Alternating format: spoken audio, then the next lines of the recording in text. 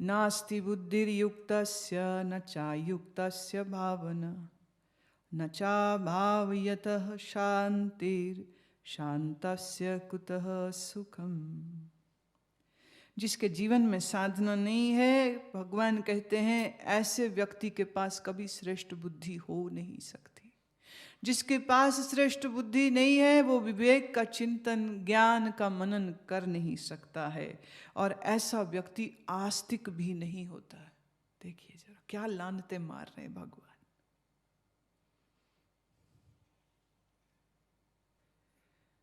जिसके जीवन में साधना नहीं उसके पास श्रेष्ठ बुद्धि नहीं। और याद रहे, जिसके पास साधना और श्रेष्ठ बुद्धि नहीं उसका तुम्हें संग भी नहीं करना चाहिए। ऐसों के साथ बैठेगा तो तेरे जो पुराने जन्मों के मन के अंधेरे हैं ना, वही फिर से बाहर निकल आएंगे।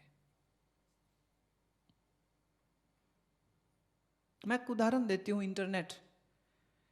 इंटरनेट के ऊपर ऐसी ऐसी साइट्स हैं कि आप मन, विज्ञान, योग, शरीर, चक्र, तकरीबन सब श्रेष्ठ बुद्धिमान गुरुजनों ने, संतजनों ने, उन सबकी वेबसाइट्स है। जो खोज हो रही साइकोलॉजिस्टों की, वैज्ञानिकों की, सबकी साइट्स हैं। अब आप इंटरनेट खोलें और आप इन साइट्स के ऊपर भी जा सकते हैं। और अगर आपके मन में काम की चाह है तो इंटरनेट खोलते ही तुम जाओगे पोर्नोग्राफी की साइट्स पर। कोई अन्य व्यक्ति आ जाए तुरंत बंद करोगे, कोई देख ना ले। शर्म आती है उसमें। जिस्म पे कोई फोड़ा हो जाए ना तो उसको यूं छुपा के रख लेने से वो ठीक नहीं हो जाता है। उसे छुपाना नहीं चाहिए, उसे उघाड़ देना चाहिए। उगड़े हुए में उसका उपचार हो जाएगा, खुले में उपचार होगा, ठीक होगा।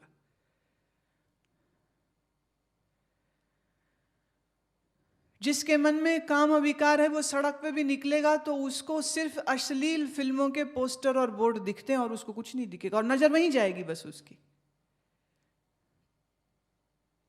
पर जब नजर जाएगी तुरंत ये भी देखेगा कि किसी ने उसे देखा तो नहीं कि वो देख रहा है।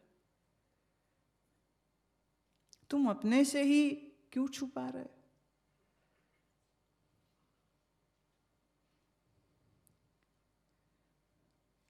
एक गुरु के पास एक उसके चेले ने कहा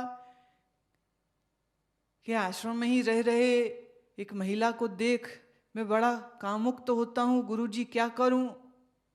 गुरु ने कहा ईमानदारी से उसके सामने जा और जा करके कह कि तुम्हें देखकर मेरे मन में यह विकार उठता है। उसको भी पता होना चाहिए ना। चेले ने कहा गुरुजी ऐसा कैसे संभव है, मैं कैसे बोल सकता हूं? उनका ठीक ऐसे ही जैसे हमें बता रहा।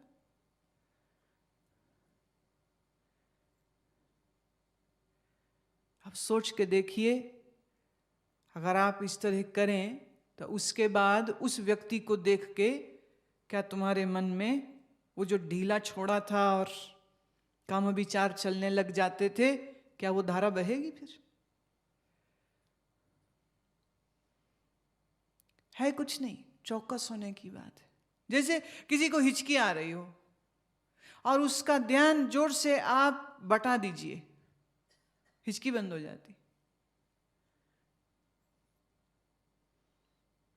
तुलसीदास के साथ उसकी पत्नी ने यही तो किया था। कामातुर हुए तुलसी, आधी रात बारिश मूसलाधार हो रही और बहते हुए मुर्दे पर बैठकर नदी पार कर पहुंच गए और लटकते हुए सांप को पकड़ छत पे चढ़ गए और जब पत्नी के सामने खड़े हुए और पत्नी ने लानत मारी, इतना प्रेम राम से किया होता तो तू मुक्त हो जाता। इतनी एक वचन बोला, तुलसी का वो जो काम का बुखार था ना वो सारा उतर गया 1 मिनट में।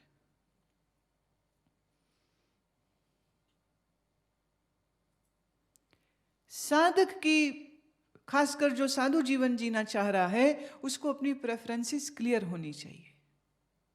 उसका उद्देश्य क्या है, वो क्यों वो साधना करना चाहता है, क्या होगा क्या, और अगर नहीं करता है तो क्या होगा, पता होना चाहिए उसे। संसार, फिर कह दूं, बुरा नहीं है। इस संसार में कुछ भी बुरा नहीं है। और तुम्हारे मन और शरीर में जगती काम इच्छा तो बुरी हो ही नहीं सकती, क्योंकि यह भी तुम्हें प्रकृति ने दी है, तुमने नहीं बनाई. You haven't manufactured it in you, but you need to understand this energy. ये एनर्जी, इसको समझिए और इसका उपयोग कीजिए, और इसका उपयोग करके तुम महायोगी बन सकते हो. जिसके जीवन में साधना नहीं, और मुझे पता है एक ग्रस्त आदमी के लिए बड़ा मुश्किल है, उसके सारे रिश्तेदार कैसे होंगे? साधना वाले होंगे. घर में आ जाए रिश्तेदार और तुमको चलो बैठ के ध्यान करते, वो कहेगा पागल हो गया, चाय वाय पिला, ध्यान करते. और एक तरह से देखा जाए तो ये भी काम बड़ी हिम्मत का है. अगर तू साधना करता है और साधना में अपनी प्रगति चाहता है तो कामी पुरुषों के संग में बैठो भी मत. ये जो डबल गेम तुम खेलते हो ना, ये नहीं खेली जा सकती. तुम रिश्तेदारों के साथ बैठते ही बदल ही जाते हो. फूहड़ बातों पे हंसना, फूहड़ मजाक करने, अश्लीलता को रस मानना. और मान लीजिए तुम्हारी ऐसी बैठक चल रही हो और ठीक उसी समय तुम्हारा ज्ञानी गुरु वहां पधार जाए तो तुम गिरगिट की तरह रंग बदल जाओगे.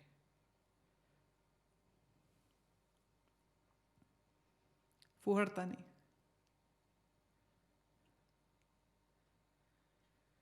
साधना रहित पुरुष के अंतःकरण में श्रेष्ठ बुद्धि नहीं होती. जिसके पास श्रेष्ठ बुद्धि नहीं है, भगवान कहते हैं उसके पास आस्तिक भाव भी नहीं, उसकी भावनाएं भी शुद्ध नहीं होंगी. और अभावयतः ऐसे भावना रहित व्यक्ति के पास फिर शांति भी कैसे हो सकती. और शांतिर्शांतस्य कुतः सुखम, और जिसकी बुद्धि में शांति नहीं है वो सुखी कैसे हो सकता. अर्थात सुख पदार्थों से नहीं, सुख शांति से है. शांति श्रेष्ठ बुद्धि वाले के पास. श्रेष्ठ बुद्धि किसकी? जिसमें राग द्वेष नहीं. राग द्वेष किसको नहीं होंगे? जिसकी कामना नहीं. कामना किसके नहीं होगी? जिसके आसक्ति नहीं. आसक्ति किसके नहीं होगी? जिसके चित्त में विषयों का चिंतन नहीं है.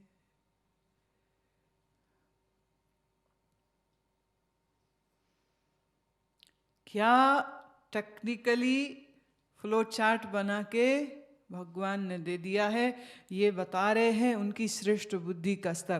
देखिए ना क्या बढ़िया श्लोक. ध्यायतो विषया नपुंसः संगस्तेषु उपजायते. हम पिछले श्लोक बोल रहे हैं, तुम कहाँ ढूंढ रहे हो? हे भगवान, कूड़ बुद्धि. श्रेष्ठ बुद्धि वाले बनो. थोड़ा इधर हमारा चेहरे का भाव देख लिया करो.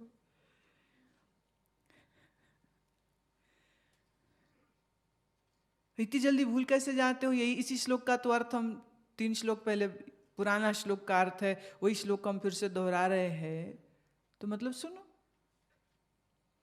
और हो सके तो याद कर लो और उठते बैठते इसको गाओ. ध्यायतो विषया नपुंसः संगस्तेषु उपजायते संगात् संजायते काम कामात् क्रोधो विजायते.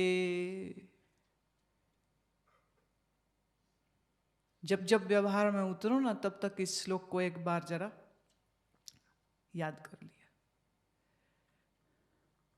और याद कर लिया इस बात को कि क्रोधाद भवति सम्मोहा सम्मोहात् स्मृति विभ्रमा स्मृति भ्रंशाद बुद्धिनाशो बुद्धिनाशात् प्रणश्यति. अपनी बुद्धि की रक्षा सुरक्षा करिए. इस बुद्धि को बचाइए, बाकी सब भूल जाइए. कितने पैसे कमाए? बोले आग लगा पैसे को. क्या करे पैसे का? पैसा पैसा पैसा, सारा दिन पैसा रोते रहते. एक ने ऐसे ही सहज एक विचार उठा, बोले 3 तारीख तक का शिविर था, आपने अचानक से बोल दिया कि जन्माष्टमी तक चलेगा, तो लोगों ने टिकट कराए होते हैं, बड़े पैसे का नुकसान हो जाएगा। मैं भाई जिसको पैसे की चिंता है वो जाए, कौन बड़ी बात है।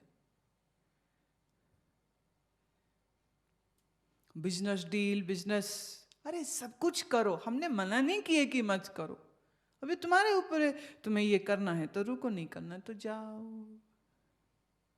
हम आओ की जिम्मेदारी ले सकते हैं, तुम्हारे जाने पे थोड़ी ना।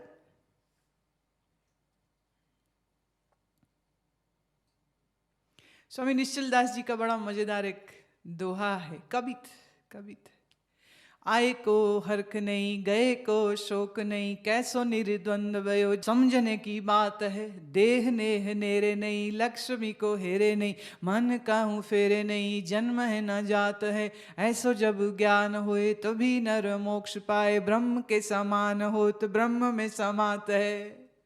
ये मैं 8वीं कक्षा में थी जब ये पढ़े थे हम। वो किताब लेकर ना ऐसे घूमते रहते थे, पढ़ा दो। जिनसे हम पढ़ते थे वो गए लुधियाना, हम पीछे पहुंच गए, पढ़ा दो।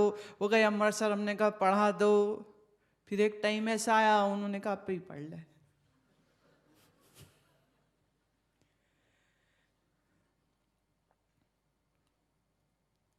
यहां उल्टा है। हमारे वक्त में ये था कि हम कान खाते रहते थे, पढ़ा दो पढ़ा दो, बता दो बता दो। और गुरुजनों को, संतजनों को सोचना पड़ता था कि इसको कब समय दे सकते हैं। अब देखो, हमारा चिल्लाना आज भी जारी। पहले गुरुजनों को कहते थे पढ़ा दो, अब चेलों को कहते सीख लो, ओंतरियो सीख लो,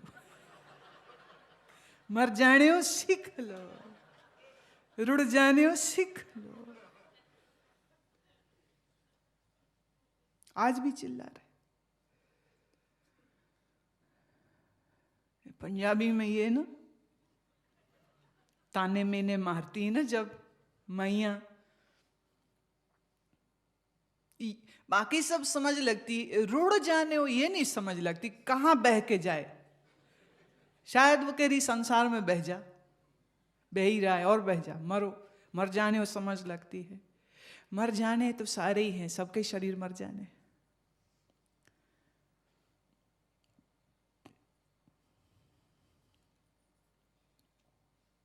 इस बुद्धि का ख्याल रखिए। ये बुद्धि तुम्हारी नष्ट हुई तो समझो सब गया।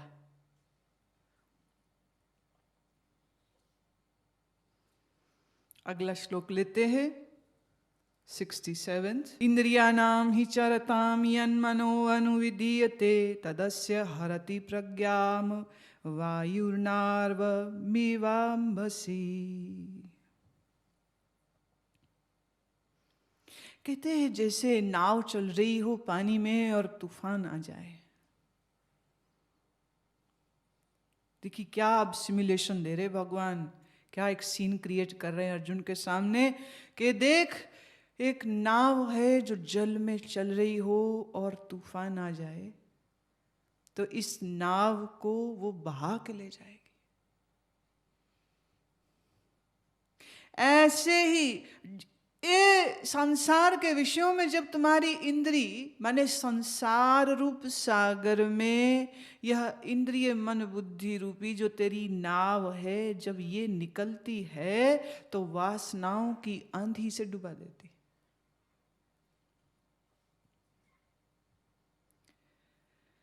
जल में जैसे नाव को हरण कर लेती है वायु, डुबा देती, तोड़ देती है उसको, ऐसे ही जब विषयों में तुम्हारी इंद्रियां विचरती हैं तो तुम्हारी इंद्रियों को तुम्हारे इस इंद्रिय, देखिए जब हम बोलते हैं ना इंद्रिय तो इंद्रिय के साथ मन भी है।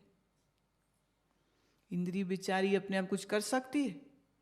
बेहोश आदमी की नाक के आगे रसगुल्ला रखो, उससे कोई खुशबू आएगी?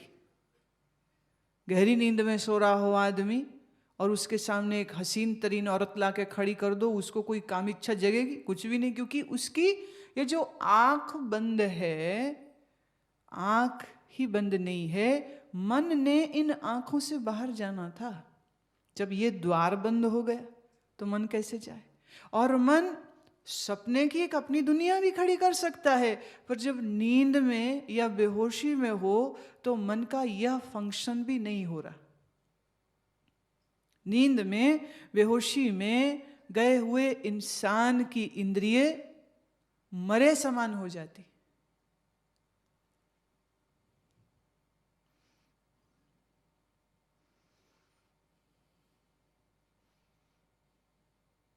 ऐसे ही इस बात को आप समझें, एक इंद्री,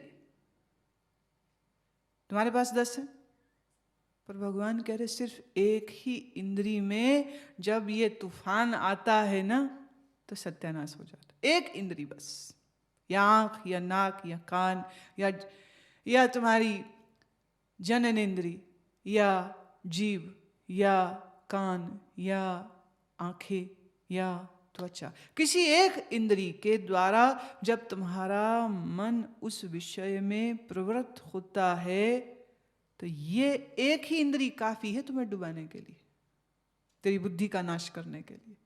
एक इंद्री ही काफी।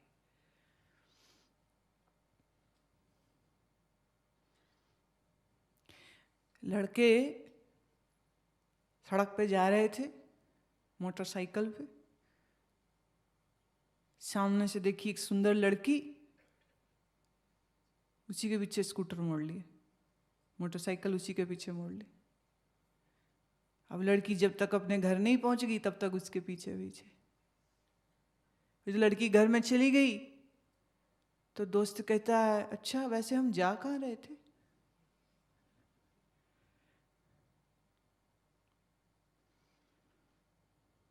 कहाँ जा रहे थे हम? तो सोचना पड़ा, अच्छा जा तो ट्यूशन के लिए रहे थे,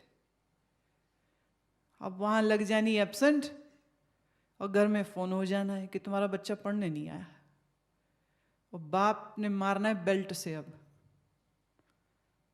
वो सारा दृश्य आंखों के आगे आ गया। बिगड़ा किस चीज से? एक, काहे से? आंख। जैसे जल में चल रही नाव को हवा हर लेती है, ऐसे ही जिसकी इंद्रिय विषय में विचरण करती है, एक कोई इंद्री, सारी भी जरूरत नहीं, एक कोई इंद्री जो है वह बुद्धि का हरण कर लेती। तस्मादस्य महाबाहो निगृहीतानि सर्वशः इंद्रियाणि इंद्रियार्थेभ्यस्तस्य प्रज्ञा प्रतिष्ठितः। इसलिए हे महाबाहो, महाबाहो का अर्थ है महाभुजाओं वाले, महाबल वाले अर्जुन, तू सब प्रकार से अपनी इंद्रियों को वश में रख ताकि तेरी बुद्धि स्थिर रहे। इंद्रियों को वश में रख ताकि बुद्धि स्थिर रहे। अब इसको समझने के लिए थोड़ा और गहरे उतरना पड़ेगा। फिर वही बात मैं दोहरा रही हूं, इंद्रिय अपने आप कार्य थोड़ी करती है, कार्य करता है तुम्हारा मन, और इस मन को संभाल सकती है तुम्हारी बुद्धि। बेईमान मन होता है, बुद्धि में किसी न किसी अंश में क्या सही क्या गलत उसका ज्ञान रहता है। तुम्हारी इंद्री ने लोभ दिखाया, तुम्हारी इंद्री ने विषय दिखाया, मन में लोभ आया।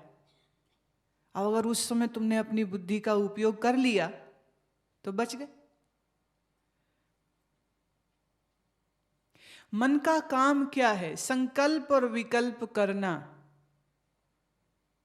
मन का काम है जो भी कुछ उसको आउटर स्टिमुलस मिलते हैं उसको रजिस्टर करता है और बताता है कि ये है। और इसी के साथ जो राग द्वेष चलते हैं ना, वो वस्तु को पाने की, प्राप्त करने की, पोजेस करने की चाहना को खड़ा कर देता है। ये तो हो रही प्रोसेस मन में। लेकिन हे अर्जुन, अगर तूने अपनी इस श्रेष्ठ बुद्धि का उपयोग किया और क्या सत्य क्या असत्य, क्या लाभ क्या हानि, ये विवेक बुद्धि तूने इस्तेमाल की तो तेरा मन जो ये उछल रहा था ना, ये अपने आप शांत हो जाएगा।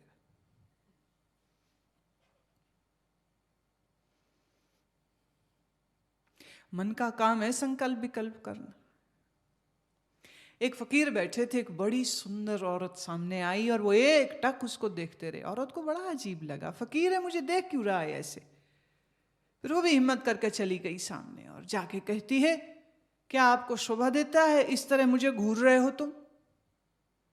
फकीर ने कहा, देवी क्षमा मांगता हूं, पर मैं आपको नहीं, आपकी इस सुंदर देह के रचनहार को देख रहा हूं कि कैसी अद्भुत रचना बनाई उसने।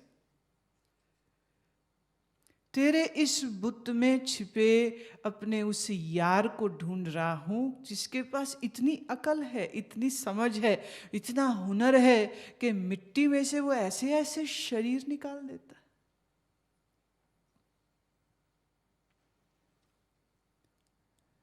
पंजाबी की एक फकीरों की दी हुई कहावत है, रब्बा वे एडे सोने बुत बनाया ना कर, जे बनावे ते फिर मिट्टी से रुलाया ना कर। इतने सुंदर शरीर बनाता है। उसने कहा, देवी अगर आपको मेरे देखने से कष्ट हुआ उसके लिए तो क्षमा, परंतु मैं आपको नहीं, अपने उस यार को देख रहा हूं जिसने मिट्टी में से ऐसा सौंदर्य रच दिया। फकीर की आंखें उसके देह को देख रही, पर उसके मन में कोई विकार नहीं आ रहा। मतलब खूब देखो संसार, पर विकार रहित रहते हुए।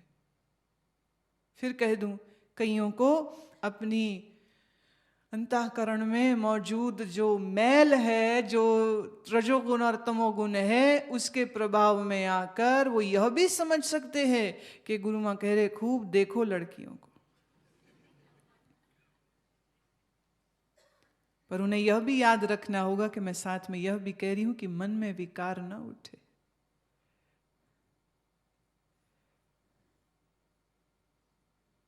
यह विकार है जब तक आप किसी अन्य के इजाजत के बगैर उसके देह को देखकर अपने मन में काम उत्तेजना को लाओ, ये विकार है।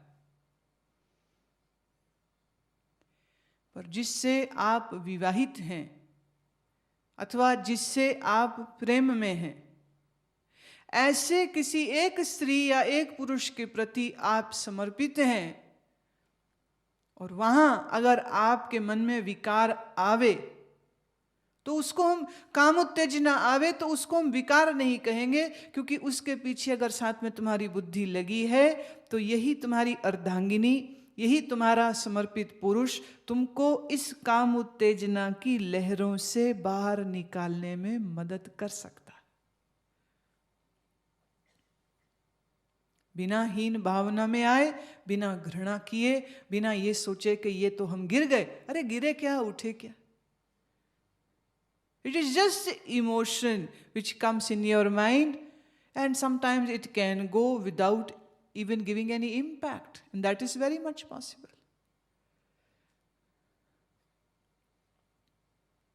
तंत्र मार्ग में स्त्री पुरुष के करने के लिए कुछ साधनाएं दी हैं जो उनके अंतरंग समय में ही उपयुक्त होंगी, कि स्त्री और पुरुष एक दूसरे के लिए उपलब्ध हैं, पति पत्नी हैं, समर्पित हैं, उपलब्ध हैं, एक दूसरे के प्रेम में हैं, पर वो अपने श्वासों पर साक्षी भाव की साधना और अपने आज्ञा चक्र, जिसे हम कहते हैं भ्रू मध्य दर्शन, दोनों आंख की पुतली को इस अपने भ्रू, इस माथे के मध्य में ले जाए, श्वासों के प्रति साक्षी भाव में रहे। स्त्री पुरुष भले दोनों नग्न एक सामने के बैठे, पर जिसका भ्रू मध्य में ध्यान चल रहा हो और श्वास को साक्षी भाव में देख रहा हो, उसके कोई काम विकार जगेगा ही नहीं। और अगर कहीं इसके साथ मूल बंध लगा हो, पेरिनियम, पुरुष का जो पेरिनियम है उसको अपने एड़ी से उसने दबाया, श्वास देख रहा हो, भ्रूमध्य चल रहा, नॉट पॉसिबल। बल्कि थोड़े ही समय में लगेगा जैसे शरीर ही सारा सुन्न हो गया, अब है ही नहीं। कैसा काम, कैसा विकार। भारत के ऋषियों ने, भारत के मनीषियों ने स्त्री पुरुष के संबंधों को भी साधनात्मक रूप दे दिए। इसलिए तो विवाह के समय कन्या को लक्ष्मी और पुरुष को विष्णु कहा जाता है। कन्या को देवी और पुरुष को शिव की तुलना दी है तंत्र ने। अटको मत। अब ये सब किस बुद्धि से संभव है? ये सब सोचना एक श्रेष्ठ बुद्धि से, ऐसे वचनों को सुनना और समझना, ये आपकी बुद्धि में श्रेष्ठता के गुणों को बना रहा है। और ऐसी जिसकी श्रेष्ठ बुद्धि है वह साधना करे, उससे साधना ही होगी और कुछ होगा ही नहीं। अब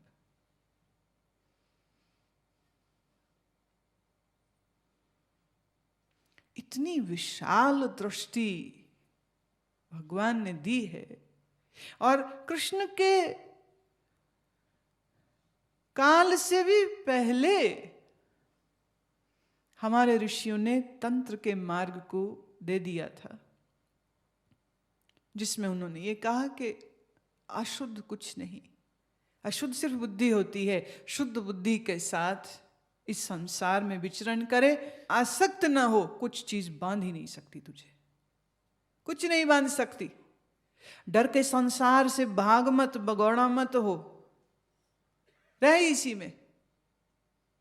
भोग, खा, पी, देख, चख, परंतु आसक्त न हो। ऐसी बुद्धि, ऐसी समझ जिसके पास है, ऐसी श्रेष्ठ बुद्धि जिसके पास है, उस इंसान की तुलना मैं साधु से करूंगी। वो साधु है, ऐसा साधु जो संतत्व की ओर बढ़ जाएगा। जैसे कैटरपिलर ही एक दिन तितली हो जाती। जब तक वो तितली के रंग कब निकलेंगे? जब वो बाहरी खोल में से निकल गया। जब तक कैटरपिलर है तब तक उसका अजीब सा भद्दा सा लंबा सा शरीर होता है। पर जैसे ही, ऐसा नहीं कि कैटरपिलर मरेगा और फिर तितली का जन्म होगा, कैटरपिलर ही तितली हो जाता। एक बाहरी खोल थी जो गिर गई, बस इतना ही काम होगा। आज तुम एक कैटरपिलर की तरह हो, जिसमें कोई रंग नहीं, कोई ढंग नहीं, कोई ज्ञान नहीं, बेहोशी है, प्रमाद है, आलस्य है, नींद है, विषय, वासना है, आसक्ति है। पर इस जिस ज्ञान को तुम सुन रहे हो ना, इस ज्ञान के रसायन से तुम इस सब अशुद्धता से बाहर निकल के समस्त सत्व गुण के रंगों में, कौन से रंग? सत्य, चित्त, आनंद, व्यापक। अभी लग रहे हम तो बेकार, विकारी, कामी, क्रोधी, और फिर तुम कहोगे मैं तो सदा निर्विकार था, हूं, रहूंगा। मनोबुद्ध्यहंकार चित्तानि नाहं। न मन न बुद्धि, न मन न त्वचा न ग्रहण, न इंद्री न उपस्थ। कौन? चिदानंद रूप शिवोहम शिवोहम। चिदानंद रूप शिवोहम शिवोहम। शिवोहम शिवोहम शिवोहम शिवोहम। शिवोऽहं शिवोऽहं शिवोऽहं शिवोऽहं शिवोऽहं शिवोऽहं शिवोऽहं शिवोऽहं। चिदानंद स्वरूप है मेरा।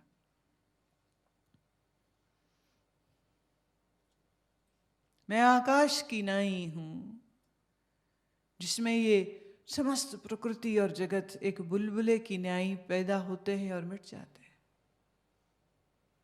देह इंद्रिय मन बुद्धि पैदा होते हैं और मिट जाते हैं, लीन हो जाते। जैसे आकाश में काले बादल आ जाएं, आकाश काला नहीं होता। दिन में नीला दिखता है पर आकाश नीला नहीं होता। ऐसे ही मुझ चैतन्य में यह देह इंद्रिय मन बुद्धि दिखती है पर ना मैं देह, ना इंद्री, न मन, न बुद्धि, तो किसको बंधन, कैसी आसक्ति, कैसी आसक्ति की निवृत्ति। अब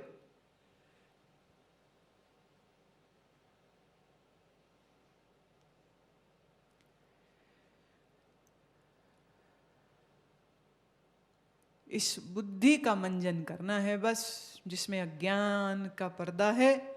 बाकी तो कुछ करना कराना ही नहीं, कुछ नहीं करना। बेवकूफ बना रही हूं तुमको।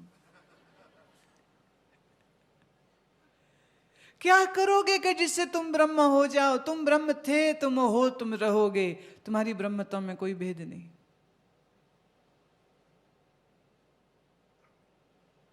बस यही बर्बाद है कि स्मृति विभ्रमा, तुम्हारी स्मृति नष्ट हो गई, बुद्धि नाश हो रखा बस। और कुछ गुरु क्या करता है? गुरु बस इतना ही करता है, तुम्हारी बुद्धि का मंजन कर देता है, तुम्हारी बुद्धि को चमका देता है।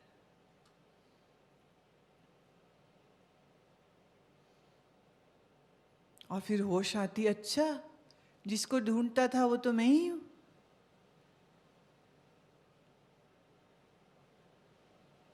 अवाक रह जाती बुद्धि, और जब बुद्धि अवाक रह जाती है तो मन भी चुप हो जाता है, और तहां बचता है सिर्फ शून्य।